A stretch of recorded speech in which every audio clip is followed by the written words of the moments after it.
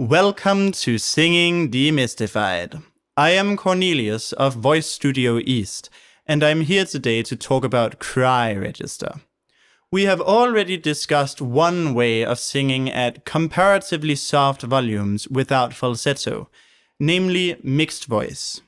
But to achieve that comparative softness, mixed voice relies on simply restraining the sound, which makes it less extroverted and potentially also less expressive.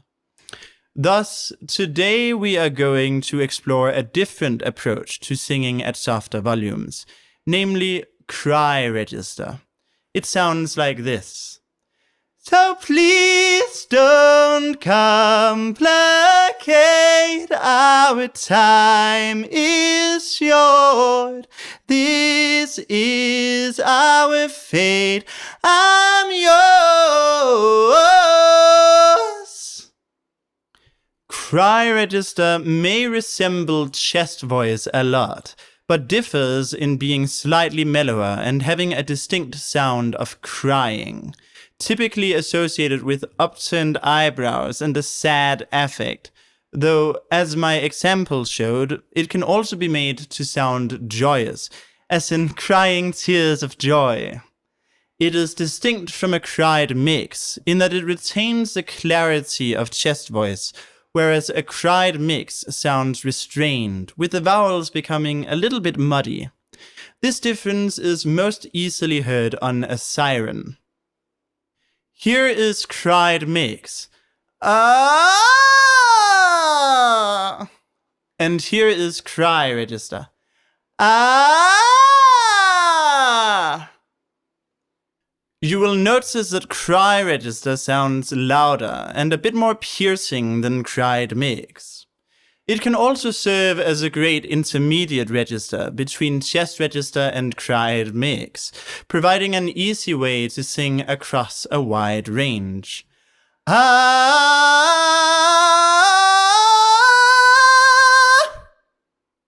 Getting stuck in cried mixed voice is, however, also the most common pitfall I see when people try to learn cry register.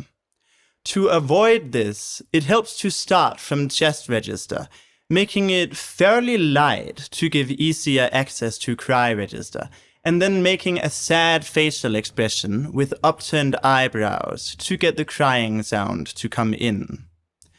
To counteract the natural impulse to restrain the sound, it also helps to open your mouth more and extend your arms forward as you add the crying quality. Ah, ah.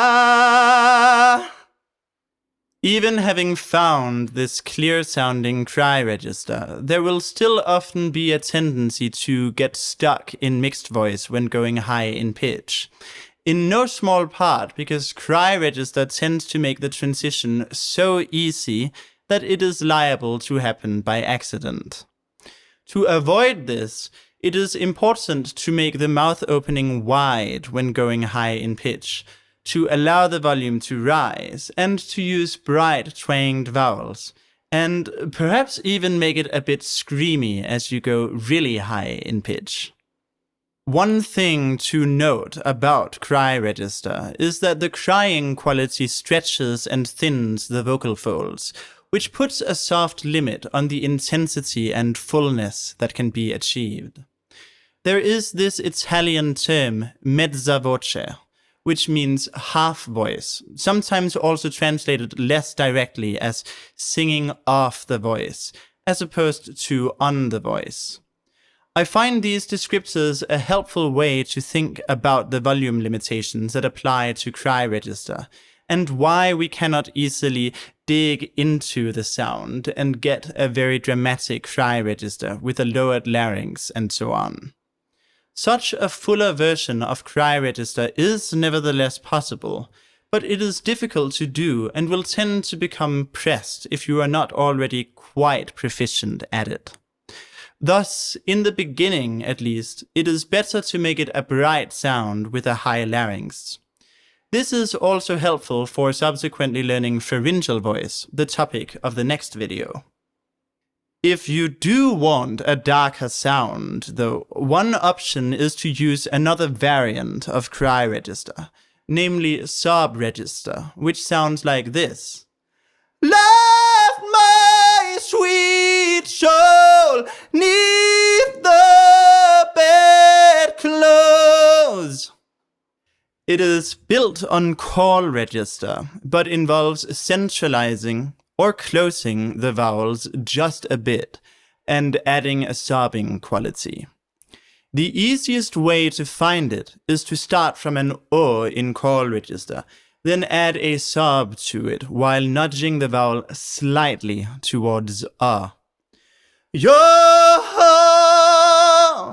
Yo-ho! This sound is used a lot in musical theater and in show tunes because it has a way of taking the edge off call register, so to speak, rounding it out a bit and creating a mellower tone. While sob register tends to be darker with a lower larynx than cry register, that is not what defines the distinction between the two. It is rather that cry register uses bright vowels that typically feature a broad tongue and a small distance between the tongue and palate, whereas sob register is spacious, giving the latter a soft wailing sound, even when sung with a high larynx, whereas cry register tends to be more piercing or even whiny sounding.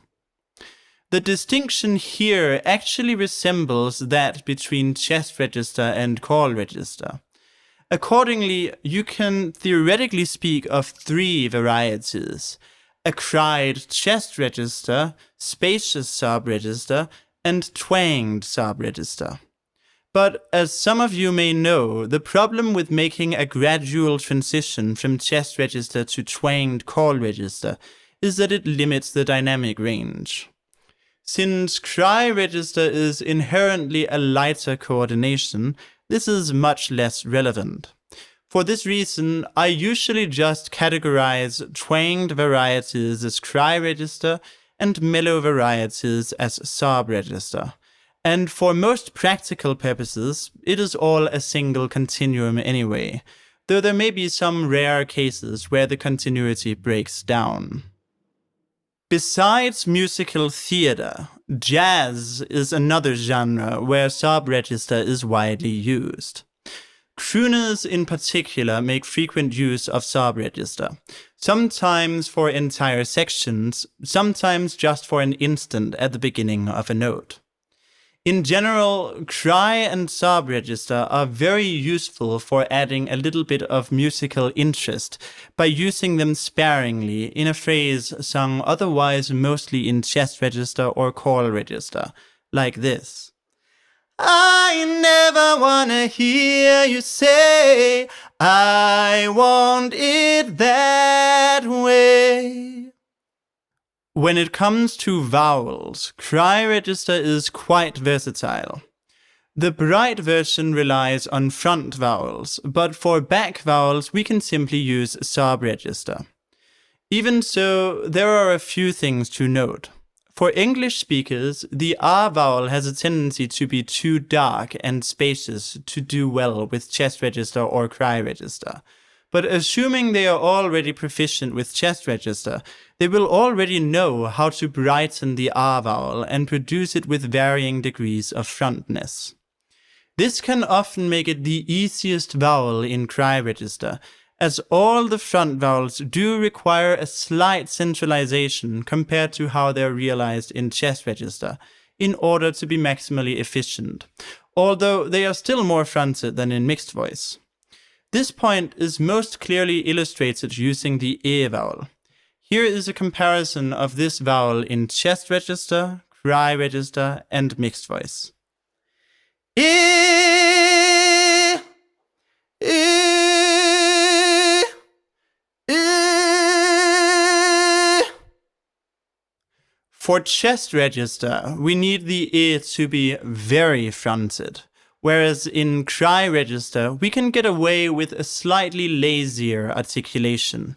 And in mixed voice, it even needs to be a little bit slurred for the restrained quality to come in. However, as we go higher in pitch, it is important for the second formant to rise, that is, for the vowel to become more fronted again, lest we accidentally slip into mixed voice.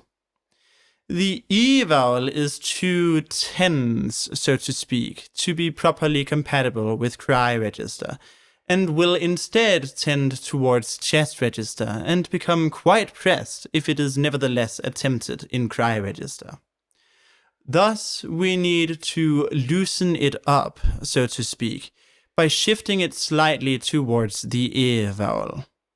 Here are a couple of phrases from Don't Cry For Me, Argentina, which demonstrate both the E vowel and the E vowel. It won't be easy, you'll think it's strange when I try to explain how I feel. It won't be easy, you'll think it's strange when I try to explain how I feel. It's a subtle difference, but it is very important. You can think of the vowels in chest register as being slightly more strident than the vowels in cry register. And conversely, you can think of the vowels in cry register as being slightly more mellow than the vowels in chest register. Another vowel to address is the U vowel, which can actually quite easily be used with either cry register or sub register, requiring either a slight increase or a slight decrease in frontness, respectively. The sub-register version will, however, enter second formant third harmonic tuning a lot sooner than the cry register version does, and will gradually converge with the cry register as you ascend in pitch. Because this requires a quite drastic change of shaping, it is generally preferable to just go with the cry register version, unless the pitch is low enough, as in most crooning, for this to not be a concern. However, even the cry register version has to become quite fronted as you go up in pitch. And what's more, unless your larynx is very high and the volume fairly low, it will run into the same problem as the E vowel, needing to be loosened in order to avoid pressing. Thus, it has to gradually morph from U to U as you ascend in pitch, like this. You.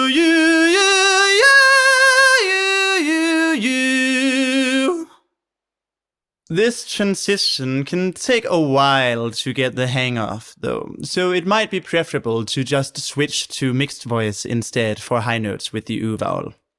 After all, the transition will tend to be so automatic that it is actually harder to stay in cry register than to switch smoothly to mixed voice. So, to summarize what we have learned in this video. Firstly, cry register resembles a mellower version of chest voice, but differs from mixed voice in being clear and unrestrained, allowing for a highly extroverted, expressive musicality. Secondly, cry register is most easily produced by starting from a bright chest register at a medium volume. The brightness and clarity of chest register helps you avoid accidentally slipping into mixed voice. Thirdly, there are two varieties, cry register and sub register, which resemble chest register and call register respectively. The latter is widely used in musical theater and crooning. Finally, closed vowels like E and U have a tendency to become too tight for cry register. To make them practical, you must either loosen them up to E and Ö respectively, or else use a cried mix instead. And with that, we've reached the end of today's video. If you have any questions, whether about cry register or about anything else, be sure to leave a comment down below. If you wish to get in touch, you can click the link in the description to join my Discord server, or visit my website at voicestudioeast.com, where you can also book lessons with a 50% discount on your first booking. Stay tuned, remember to like and subscribe for more content, and as always, thanks for watching.